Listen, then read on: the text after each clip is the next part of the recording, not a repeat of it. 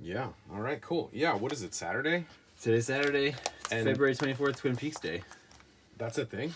It's the Twin day that Peaks Day? it's the day that Kyle MacLachlan drives into Twin Peaks on the show.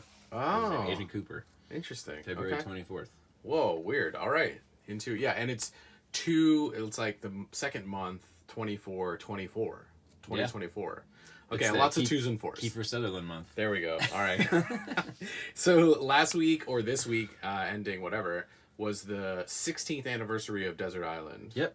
And they put out this smoke signal. Thursday, they had a little release party for the smoke signal, and also they had a big screen print, which they think they still have of the cover, which is awesome. I saw that. I talked to Gabe. He said 22 colors. Oh my god. 22 colors. And it looks amazing. Like 22 colors on a screen print. The registration could just make it look like a trash soup. Yeah, totally. And the printing, I don't know where they printed it, but the printing job on that is astonishing. They did it themselves.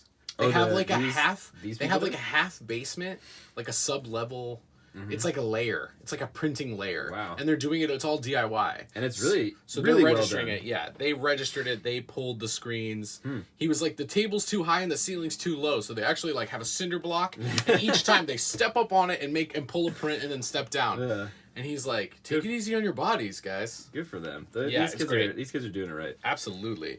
The energy is great. And you can see it on the page. Like, this is what we've been talking about all the time. Like, the energy is there. You can see it on the page. Yeah, and they were all, not all of them, but a lot of the contributors, a lot of the other people in this world were there on Thursday. And it's just, these events are so heartwarming to be at just because they are, it feels like a scene. Like, it feels like a real. It's a scene, yeah. Like, it's not just a few, it's bringing, like, cartoonists, I think, out of this archetype of the bedroom shut in, and it's like, no, this could be a social communal activity where everyone is working together, and there's no publisher hierarchy, and everyone's just doing this work that's raw and expressive and cool. It's nice that it's an act of love. You know, you see the art and the love come through, and it's reflected in the crowd. I love the energy coming from this wave of makers. Yeah. I had to miss the event, unfortunately, because I was teaching until 9:30 p.m. So it was just, I couldn't do it. I was up at 92Y, but like, you know, it was packed. I went in the next day. Yeah, it was packed. It was packed. So if you had gone later in the evening, I don't even know if you could have even like gotten in. Like I was there for maybe a half hour at the beginning, and like you couldn't move around. Like it was jam packed. It was great. Unbelievable. I mean, this is fantastic. James organized it, and it looks like Mikhail did a lot of work as well. So this is really cool. I mean, look at this list. It's incredible. Pretty impressive. Mikhail's work is someone who is someone who is new to me. And I think they're a lot of this texture on the front. It has this, I really can't, it's one of those things I can't tell how they make the marks. The division of work. Yeah, it almost looks like they're taking tinfoil and like stamping it in ink and then like putting that on and like drawing on top of it. I don't know if that's true or not, but that's what it feels like. Rad. Like it's textures and marks that I don't understand, which is exciting to me. Very cool. So yeah, so a lot of great makers in this. Molly Dwyer, Cade McClements, Andrew Alexander. I'm going to skip around a little bit. Noel Frybert, we haven't talked about yet. Oh, yeah. Noel, yeah. Yeah, good point. And James Tonra and, like, a bunch of people. Julia Collette, Angela Finch, people we have talked about and people we haven't. So we get to see this as we go here. And I'm going to skip around. I don't want to spend too much time on any one thing because I feel like... And don't spoil it. Go get it. I don't want to spoil it. Yeah, I want you to go get it yourself. Smoke Signal's available at Desert Island. They have tons of them. But it also makes its way to, like, Partner and Son. I think, like, Wig Shop ends up with some copies. This is my favorite of the bunch. This is great. Juliet spread is so... It's just so lovely. And it ends with this moment of, like... This is not a spoiler, but just this last little line. I remember waving at everyone and how magical their faces looked in the dark. Yeah. That feeling of like leaving a party and you're like a little drunk and like you've been with your friends, you've met a bunch of cool new people. Like that feeling of, again, not specific to New York, but it's a New York experience I've had. and you feel that hardcore looking at this spread. I read this like in bed, and I felt like all misty about. Yeah, I like when a parties party and stuff, yeah. feels warm and generative and like you're where you're supposed to be. Mm-hmm. So often you go out into the world and you kind of get thrown around and tossed by the waves. Right. But And when it all gels, it's amazing. Totally, and it's another thing I love about this group of cartoonists is it's not complainy at all. Like, to be a young person in New York right now is hard as shit. Very hard, yeah. And to be an artist in New York right now is incredibly hard too. And these people are full of, at least in their work, it's full of like optimism and Joy and community and Yeah. love. And it's like we're doing everything we can do to, you know, be happy in this space. It's inspiring to see people preach the word of comics and have like a, you know, in a positive way, a generative way. And you know, there's plenty of realistic discussions of, you know, mental health issues and economic issues and stuff like that in these comics too. Like, they're not hiding any of those things. Right. But I think it doesn't come across as like the 90s kind of like angry complaining feeling. It's not just like, oh, I'm so mad all the time. It's more just like I'm finding joy amongst all of these difficult circumstances. I just picked up a copy from this artist here at the Froggy World thing. Mm-hmm. I'll just show it real quick because it's called Dipso. Oh. And Who is this? And so I was at this this Froggy World event that Cram put on. Mm-hmm. We'll get into Froggy World another time. Yeah. But I got this. What is this artist name? David Cardoza. Yeah. Are they New York? Yeah. Okay. Yeah. It's like you can't see it on the video, but it's right here. Yeah. This was actually the one I haven't read yet because I was like, I was like reading it at night. The Pencil Neck Geek. Yeah. That's his character. So it's interesting. This is what I'm talking about. These textures here. Like, what the hell is that? It's so cool. It's hard to tell. Doesn't it look like something's been stamped on it or something? Like, I don't even know how you do that with your hand unless it's just like really rigorous mark making. I mean, it could be the dip pen. You mean this like these dots? Yeah, just the feel of it. It feels like a crumpled up ball of paper that's been like stuck in ink and like smushed down or something. It's interesting. There is like it looks like there is a rubbing technique. Maybe it's just done with stippling though. Maybe, and but like these weird little like map. Right. This like little map, sort of. I don't know. Just it seems both intentional and accidental at the same time. Right. There's like it. Yes, I see what you're saying, and it does. It reminds me of like a rubbing. Like maybe they took the paper against concrete and like rubbed like a litho crayon on it to get like textures like that. That's actually a good idea. If that's not what they did, we should do that. This looks amazing as always. I met Ashton. Oh yeah. Carlos at this oh thing. yeah, of course. They came up and said hello and. Yeah. Oh, and Jasper. Yeah. Jasper did a fan art for Island 15. Sweet. Yeah, it's gonna be great. Nice. Yeah, just the nicest young. Yeah, fellow, Ashton's very young cool. Folks. Yeah. Yeah, absolutely. I didn't want to spend all my time on this though because I brought a ton of other newspaper publications. So that's kind of what we're talking about in general right now. Is like what else? Who else uses newspaper? Why do they use newspaper? Because this has had a little bit of like a renaissance in the last 10 years, I guess. Yeah, absolutely. Or maybe 20 years. I don't know. I've seen more of it recently. So what have you brought for us today? So I brought. These I think are really interesting because I didn't know these existed until I saw them on. Actually, I may have gotten this at a show from someone. But so Comics, if you're unfamiliar, was a website. And I'm gonna pull this up so I don't fuck up. I love the eyeball. It was I bet you do. Or is it these people here? So those are some of the contributors to this magazine, see. but the website was Dan Nadell, Frank Santoro, and then people like Joe McCullough were writers. A lot of Comics Journal people. Yeah. Worked on this comic site, and the site is still up. They haven't updated it, I think, since like 2012 or something. But the archive is still there, and you can't. I don't think you can search through it, but you can kind of page through it and find all kinds of stuff.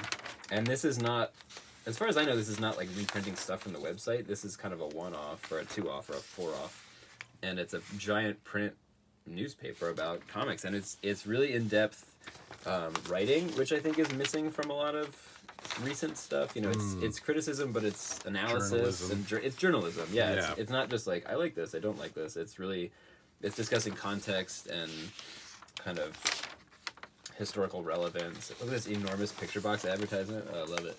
Unbelievable. So good. And Jeet here, incredible writer. I mean, did a lot of work on that. We got a Spiegelman column right here.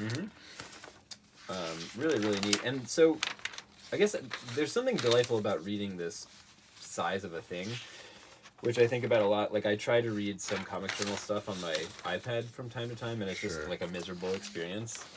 Partly because you could be doing anything at any moment on an iPad or your phone or something. There's something really nice about, obviously, a physical object, but a gigantic physical object just commands your body and your face and your brain all at the same time. Like, you can only engage with this huge thing, because if you're not fully focused on it, you're gonna like drop it, or you can't look at it. Like, you can't read it without fully engaging your whole self with it. Yeah, I mean, cool. Just handling it, right? Just by handling it, you have to do that, right? Yeah, exactly. So just managing the folds over and like organizing it, you're already like putting an effort. Dan Zetwalk has made some amazing comics. Totally. Yeah. I actually have one of his books at school, the, oh my god, it's like the oil drilling one or something like that. But it looks like kind of like a textbook a little bit. Oh, interesting. I just realized it has the word hell in it, but no kid has found it yet.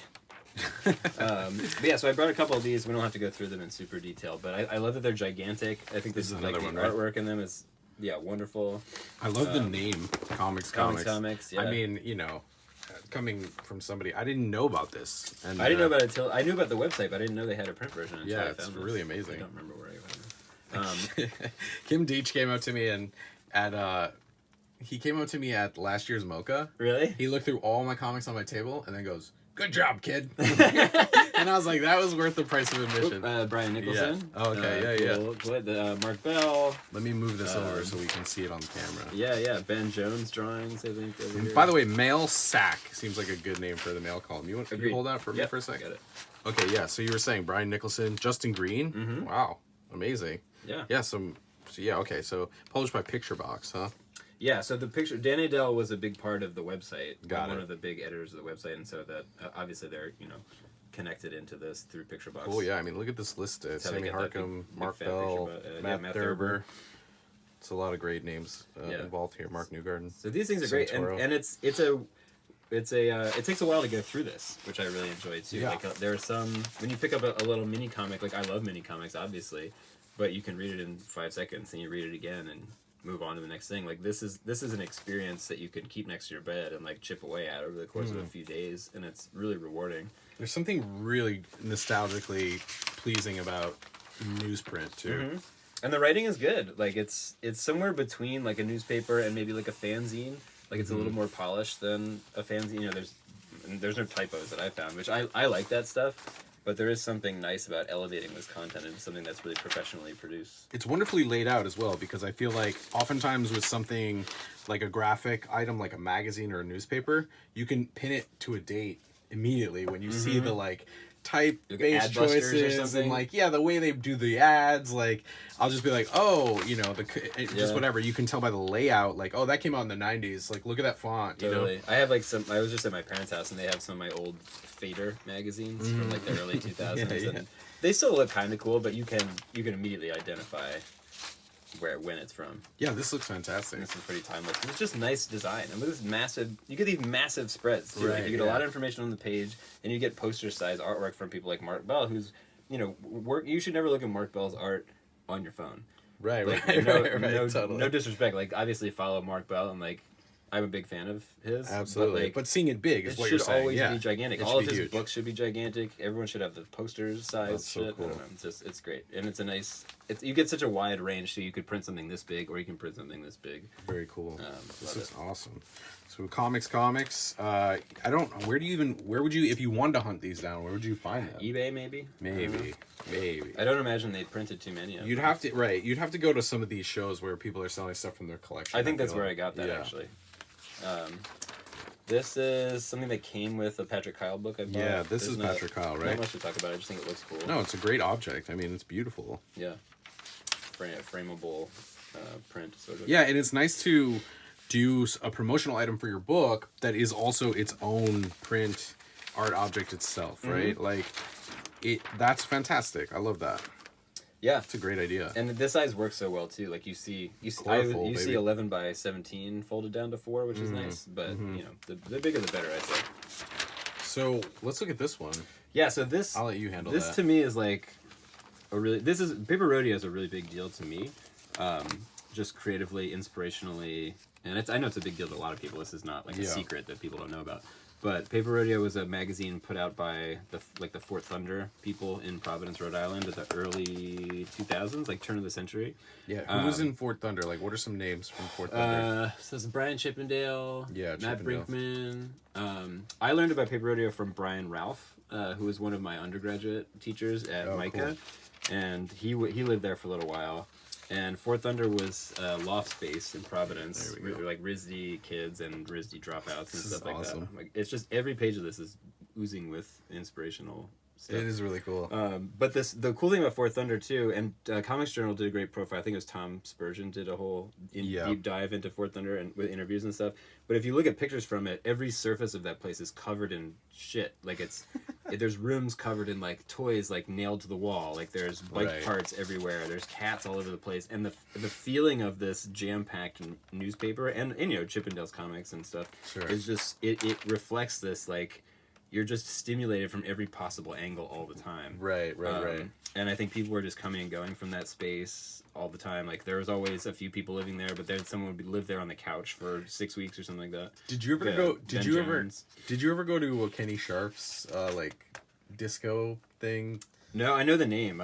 So Kenny Sharp, we had a studio on Metropolitan, and next door to the studio was his. Psychedelic disco or whatever. I forget what it was called, but it was a space that he had completely covered every wall, every surface with just like toys all melted together. And like it was wild. Yeah. But when that description of what how you describe Fort Thunder made me think of that. Like I wonder if anybody out there has been to both places, that would be cool. That would be cool. Yeah, I mean, Fort Thunder is a legendary space, and I think it's kind of like a model for a lot of co-living artist spaces, which existed before then too, obviously. But there's so many cartoonists and musicians came out of this space that it has this sort of folkloric quality. I remember Space 1026 was doing that for a while too, when they had their original space. I remember a lot of great artists coming out of there. Yeah, and there's one in Baltimore when I was in school called Wham City, which was like Dan Deacon. And a bunch of his friends from, I guess, SUNY Purchase, or I forget where they came from, but they would play these weird-ass shows, and then there'd be these awesome art, like, there was more music and performance-oriented than Fort Thunder, which they're doing screen prints for shows and making comics and stuff, but, like, Wham City was in this awesome copycat building in Baltimore where it was just full of artists and weirdos. And has anybody collected this and reprinted it? No, so I've talked to Gabe about this, and he said there's, like, people are always rumbling about it, but... gathering it and getting just because there's so many people involved, getting rights and stuff, and making sure everybody gets a piece of it would be difficult. But I honestly, like, if there's any project I think is like essential to comics history, like there needs to be a book that collects all this because the issues are really hard to find. They also drew all the advertisements for it themselves, so if you were like a band or if you were a local business, you would contact it. But like the artists who live there drew all that. I want to do. I want to sell ads and draw them myself. I think it'd be so fun. So I have maybe 10 or 12 of these, and these are like to me like sacred. That's holy, so cool. holy objects. This is beautiful. And again, works so well at this size. Like this would not be as good as it. Like if they make a book, the book needs to be gigantic. Like the book needs to be, ninja size or Kramer's or Go 7 size or whichever the big one was. Like there's no way this would work as a small book. The cover is Joe Grillo. I think that's and his book is actually really worth checking out too. Miles of Slime and Smiles. Swick.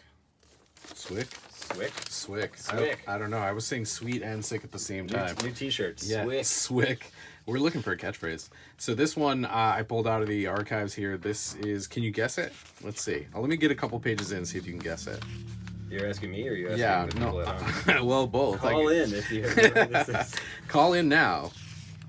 To save Jason Todd. Yeah. This looks like Josh Baer. It is indeed Josh Baer. This is The Fighter. This is about Bob Dylan's conversion to Catholicism.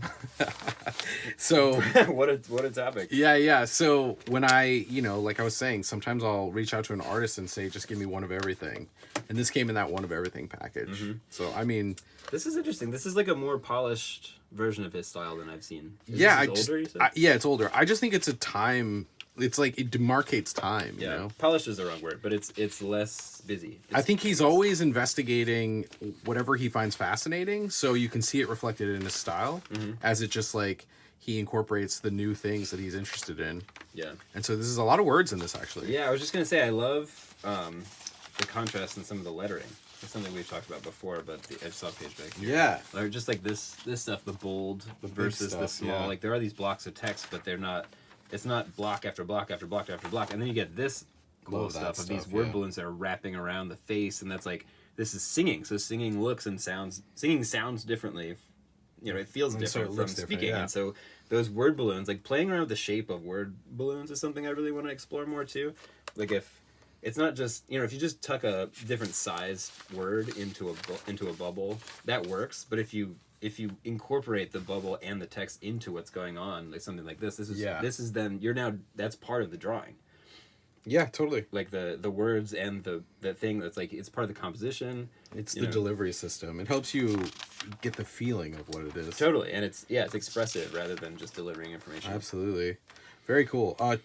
Looks like 2006, 2007, so an oldie but a goodie here. Mm-hmm. I mean, I love it as always. Hotmail account. Yeah, I don't know. We might have to blur that out. I don't think that's a working email anymore, so this Someone is described very that cool. recently as a job application red flag. A Hotmail account? If it's not a Gmail, it's a... Really?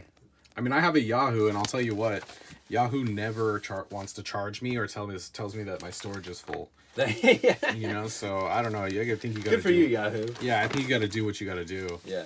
This is something actually Joe from Comics Club sent me. This is amazing. Yeah, Joe was very kind to put together a monthly subscription for me. Wow, look at all the empty space on this page. Unbelievable. Yeah.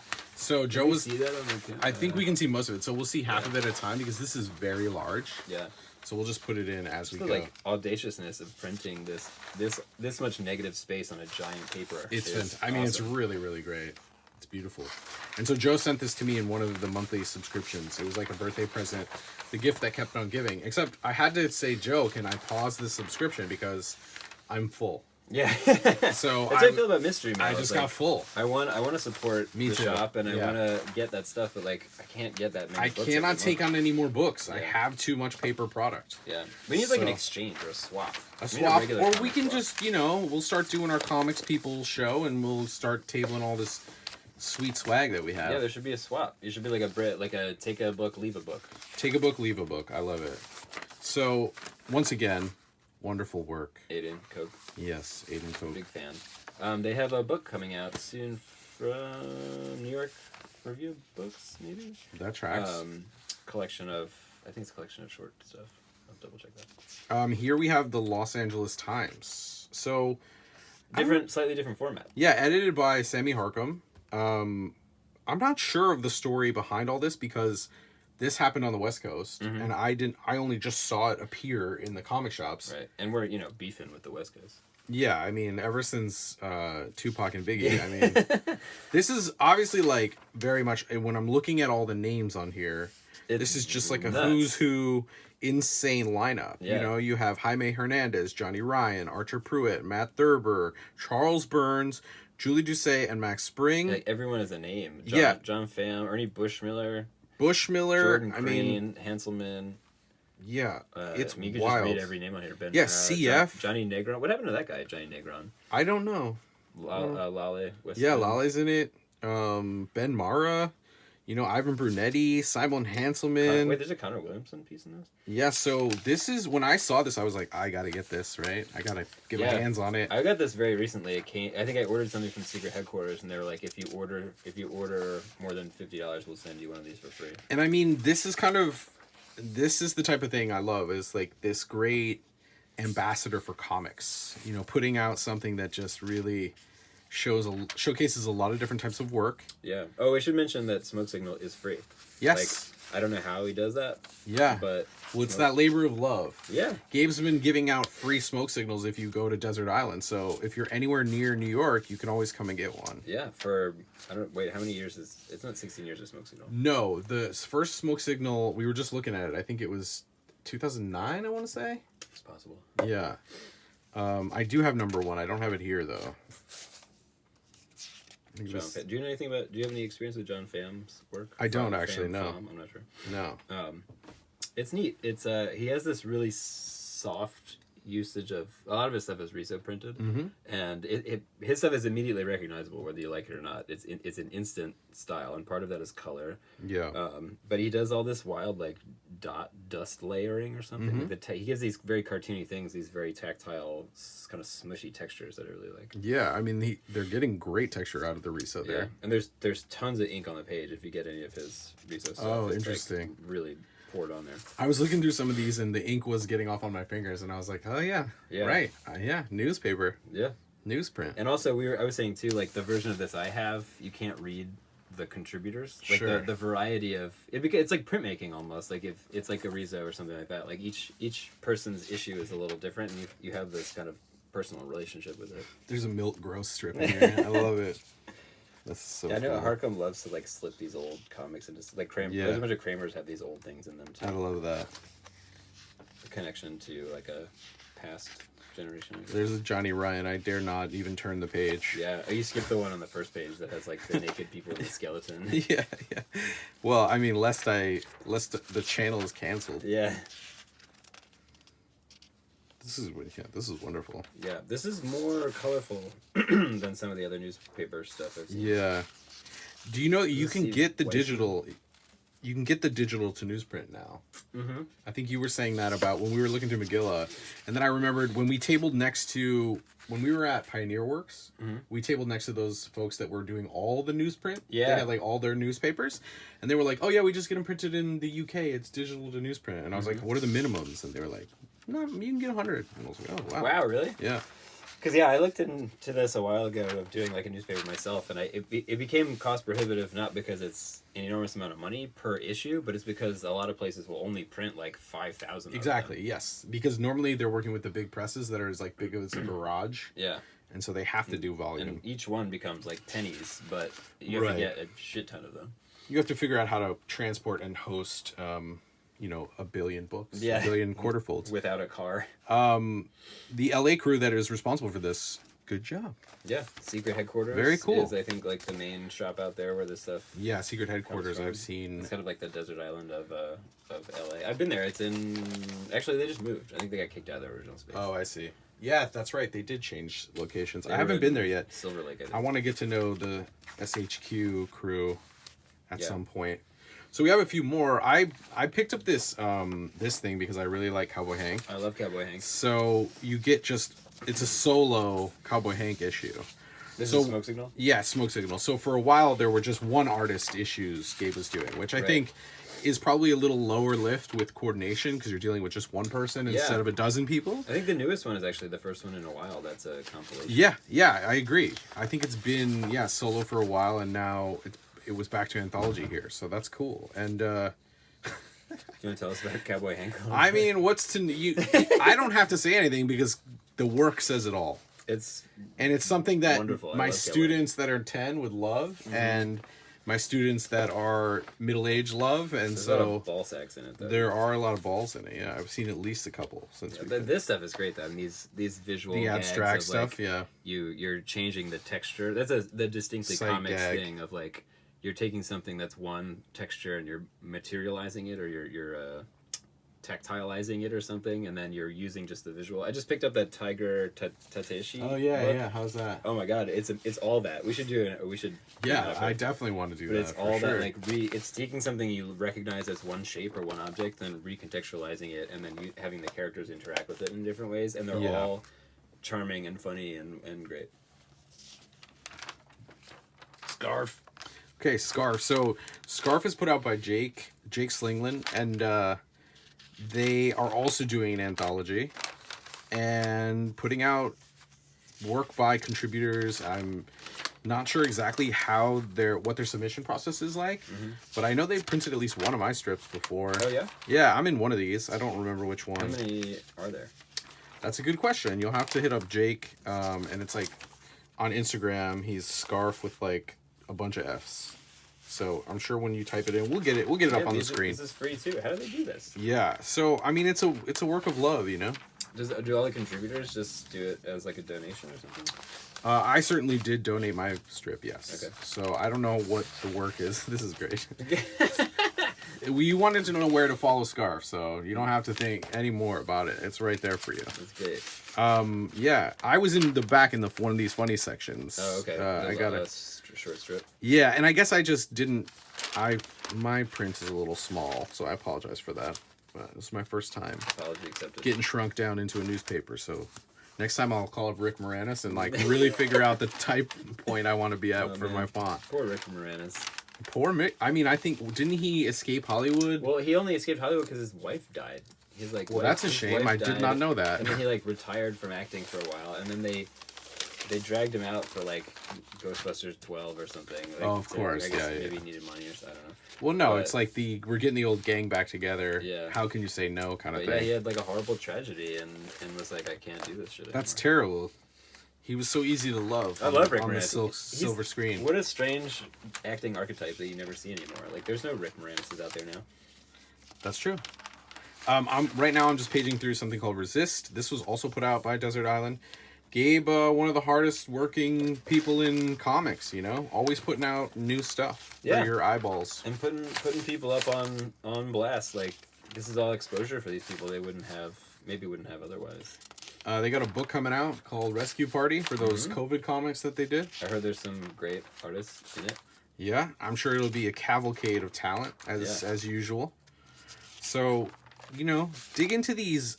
I guess hunting for old newsprint can be difficult. It's tough. I mean, these paper rodeos I've been tracking down for the past 15 years are in varying stages of even readability. Like, there's a couple of them where every time I pick one up to read it, the pieces will fall off the edges. So yeah, we've talked all about the wonderful things about newsprint comics. Like, what are the pitfalls here? Like, they are not archival, that's for sure. Yeah. And they're extremely sensitive to light. I know this paper is like, you know, you can see how it fades, you can see how it deteriorates over time.